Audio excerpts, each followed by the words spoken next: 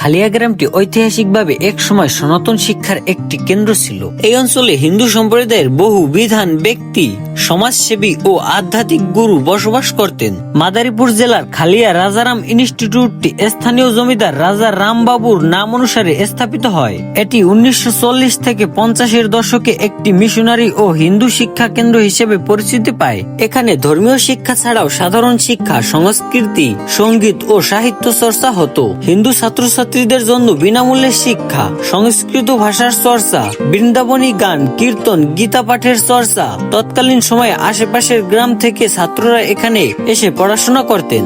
খালিয়া শান্তি কেন্দ্র মূলত একটি আশ্রম ধর্মী প্রতিষ্ঠান। এটি 1970-এর দশকে গড়ে ওঠা আধ্যাত্মিক গুরুদের হাতে এখানে প্রতি বছর গীতা পাঠ, যজ্ঞ ও গুরু পূর্ণিমা পালিত হয়। সমাজসেবামূলক কাজ যেমন দর্শনার্থীদের জন্য খাবার, চিকিৎসা শিবির, ধর্মীয় হিন্দুদের মিলনস্থল এবং ধর্মীয় আচার অনুষ্ঠানের কেন্দ্র।